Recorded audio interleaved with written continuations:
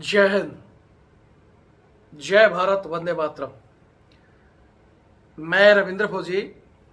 साथियों, अभी 1 बजे के लगभग मैंने एक वीडियो अपलोड किया था और आप सबको बताया था कि भाई बैंक की जो महिला कर्मचारी, जो मैडम, जिन्होंने फौजियों के लिए और एक इंडिविजुअल बंदे के लिए कुछ शब्द, गलत शब्द कहे थे और जिनका ऑलरेडी वो माफ़ी भी मांग चुकी हैं, लेकिन उसके बाद में भी हमारी तरफ से कुछ, हमारे चाहे वो फौजी भाई हैं या सिविलियन हैं, उन लोगों ने लगातार उनके मोबाइल पर मैसेज किए हैं, उनको कॉल किया है, वीडियो कॉल किया है, अश्लील मैसेज किए हैं।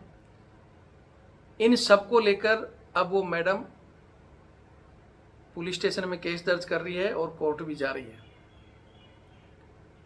मैंने आप सबको कहा था कि अगर कोई गलत है तो प्रॉपर चैनल, पहले आप उसकी जो शिकायत बनती है वो शिकायत करें, और अगर किसी को जवाब भी देना है तो उसका तरीका होता है। लेकिन मेरे कहने के बावजूद बहुत से लोग नहीं माने, तो वो सब तैयार रहे अभी। हालांकि मैंने कोशिश की थी कि मैडम को अभी लाइव बुलाकर और इस केस को रफा दफा किया जाए, लेकिन फिर इन्होंने कहा कि नहीं, मेरे वकील साहब से मैं बात करूंगी। तो वकील साहब से आप एक बार बात करो। फिर अभी कॉन्फ्रेंस में लेकर मैडम की और उनके वकील साहब से मेरी बात हुई, तो मैंने उनको भी कहा है।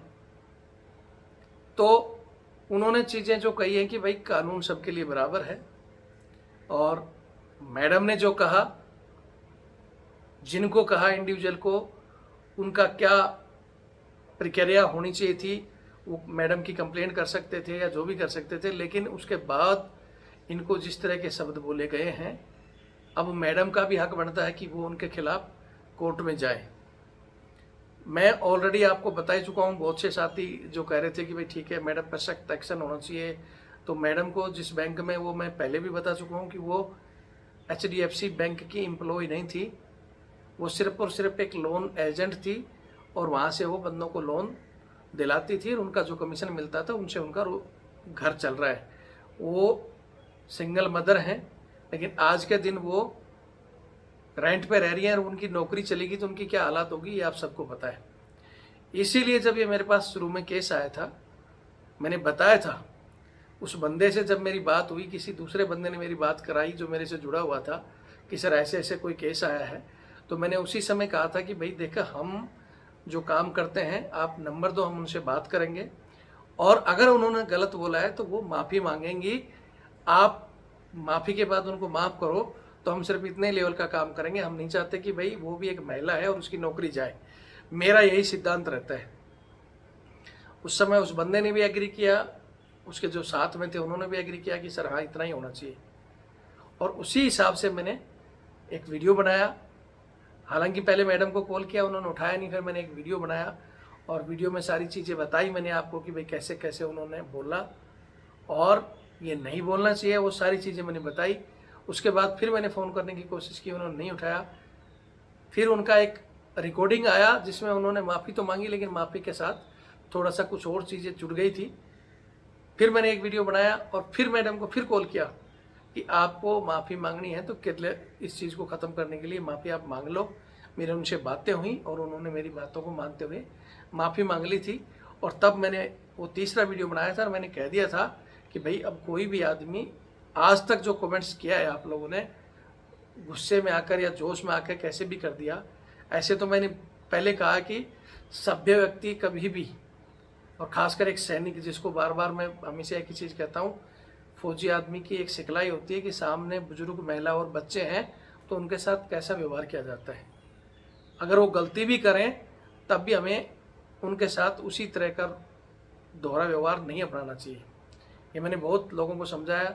हालांकि मेरे साथ जुड़े हुए काफ़ी लोग इस बात से सहमत भी हैं। मैंने जो भी जिनसे सलाह ली उन्होंने भी कहा कि ठीक है भाई, वो माफ़ी मांग ली तो मामला ख़त्म होना चाहिए।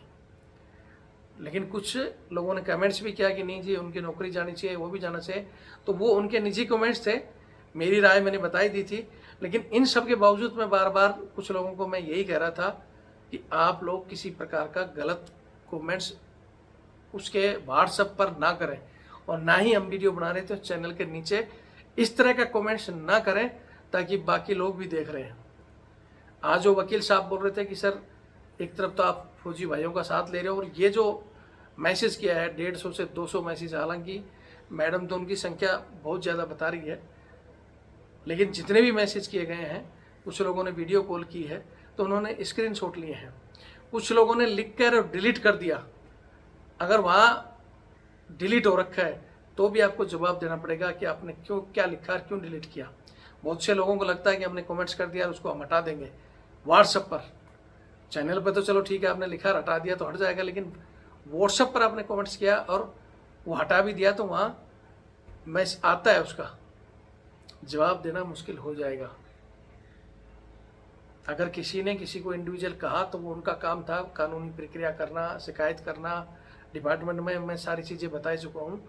लेकिन किसी एक ने, ठीक है, हमारे फौजियों के प्रति, शहीदों के प्रति जो भी बोला, गुस्सा सबको आता है, हमें नहीं आता क्या? हमें भी आता है, लेकिन अपनी बात को तरतीब से रखने के लिए फौजी जाने जाते हैं। फौजियों की लोग इसलिए रिस्पेक्ट करते हैं कि फौजियों की भाषा, फौजियों की चाल ढाल डिसिप्लिन वाली होती है। लेकिन ये डिसिप्लिन तोड़कर इस तरह की अश्लील, अगर आपने चलो यहाँ भी ये भी लिख दिया होता कि आपकी नौकरी जाएगी, आपके साथ ये, तो भी ठीक था, लेकिन अश्लील कमेंट्स और वो भी गिरे हुए स्तर की भाषा, वो लोग फिर अपना जवाब खुद देंगे। अभी सिर्फ मैं अपने फौजी भाइयों से एक बार और हाथ जोड़कर रिक्वेस्ट करूंगा कि अभी भी वक्त है। कुछ लोग अभी भी जो कमेंट्स, हालांकि उनका वो व्हाट्सएप भी बंद है और नंबर भी बंद है, लेकिन उसके बावजूद भी आप कर रहे हो और वो व्हाट्सएप दोबारा खुलेगा और उसके व्हाट्सएप पे वो मैसेज चला गया या आपके कॉल के हो जा रहे हैं, तो अपना जवाब रखना।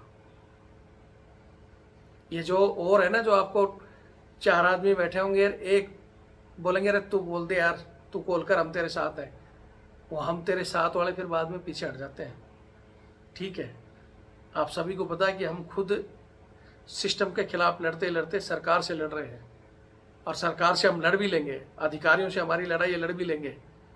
अगर सामने वाला बराबर का होता ना तो लड़ाई में भी मजा आए कि हाँ भाई ठीक है, साला कहीं भी कुछ भी हो गया, कोई दिक्कत नहीं, हम क्रांतिकारी भगत सिंह की तरह बोल तो सकते हैं कि हाँ हम देश के लिए लड़ रहे हैं, देश के लिए मर रहे हैं।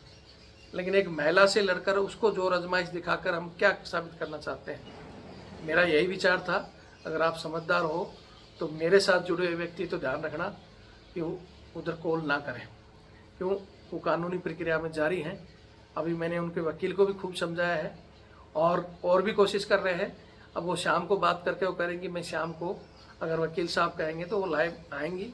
मैंने उनको अभी भी समझाया कि आप लाइव में आकर माफ़ी मांग लो और वो माफ़ कर देंगे और मसले को यहीं ख़त्म करो। ठीक है, हमारी जो वास्तविक लड़ाई है, इस चक्कर में हमारी वो वास्तविक लड़ाई रुकी बैठी है। इससे भी बड़ी बड़ी चीज़ें जो हमारे जवानों के साथ हो रही हैं, आप उन चीज़ों को बुलाकर सिर्फ एक इसके लिए लड़ रहे हो, और हमारा समय इसमें हम दे रहे हैं, तो हमें तो नहीं लगता कि हमारा समय हम इसमें दें। इस मसले को हम तो ख़त्म करना चाहते हैं। बाकी मैं फिर कहूँगा कि मेरी इंडिविजुअल राय है, मेरे साथ वालों की राय है। आप सबके विचार जो भी लिखना है कमेंट्स में लिखें। जैसे अभी एक बच्चे का मैं देख रहे थे, बच्चे ने लिखा था कि मेरे पिताजी शहीद हुए थे और मेरे को तो मतलब सर बहुत बड़ी तकलीफ़ हो रही है कि उसने कैसे बोल दिया, जलन महसूस हो रही है, आग उठ रखी है सीने में। तो आग उठ रखी है तो आप उसका जवाब मांग सकते हैं, लेकिन क्या आपकी वो आग किसी को अश्लील मैसेज लिखने से ठंडी हो जाएगी? फिर तो आप भी दोषी हो गए ना। इस चीज़ का ध्यान रखना बस। बाकी वीडियो देखें और शेयर करें। शाम तक अगर वो मैडम तैयार हो जाती हैं लाइव के लिए, आगे क्या निर्णय लेती हैं वो मैं आपको अपडेट दे दूंगा। मैं सिर्फ फिर यही कहूँगा कि ना तो इस चैनल पर ना ही उसके व्हाट्सएप पर किसी प्रकार की कोई गलत कमेंट्स ना करें। और ख़ासकर आपके जो ग्रुप बने हुए हैं, ऐसे कुछ ग्रुप हैं जिनमें वो खुद भी जुड़ी हुई है, और उस ग्रुप के भी स्क्रीनशॉट उसने लिए हैं। या ये नहीं सोचना आप ही के बीच में बहुत हो सकता है आपका ही कोई एंटी आदमी होगा, वो आपका ग्रुप में लिखा हुआ स्क्रीनशॉट उधर दे देगा। इन चीज़ों का ध्यान रखना। ग्रुप जो बने हुए हैं वो अच्छी नीयत के लिए और समाज सुधार के लिए बने होते हैं, कुछ इन्फॉर्मेशन के लिए कि भाई आपको अच्छी इन्फॉर्मेशन मिल सके। लेकिन उस जगह अगर आप ऐसा लिख रहे हो, आपके दिमाग में आपको लग रहा है कि मैं बहुत सही लिख रहा हूँ, लेकिन उसमें कितने लोग जुड़े हुए हैं, कौन कैसा है, और वो उठाकर बोलेगा देखो जी ये गलत है। इस चीज़ का ध्यान रखना। और बाकी आप लोगों की मर्जी है, मैंने जितना बताना था आपको बता दिया। शाम को अगर आएंगी तो अपने कमेंट्स लिखें, तो हम उनको सवाल ज़रूर करेंगे। आप भी डायरेक्ट, मेरा नंबर मैंने दिया हुआ ही है, आप नंबर पे भी अगर वो आएंगी तो मैं मेरी जैसे मैं डालूंगा उससे पहले एक पोस्ट और कर दूंगा कि भाई हाँ इतने बजे से इतने बजे तक लाइव आएंगे, तो आप डायरेक्ट भी लाइव चलता रहेगा तो कॉल भी कर सकते हैं। आपकी आवाज़ स्पीकर के द्वारा मैडम सुनकर जवाब भी देंगी, लेकिन तरतीब से पूछोगे तो, नहीं तो मैं खुद ही काट दूंगा, मैडम की तो जरूरत ही नहीं पड़ेगी। ठीक है, बाकी वीडियो देखें और शेयर करें। जय हिंद, जय भारत, वंदे मातरम।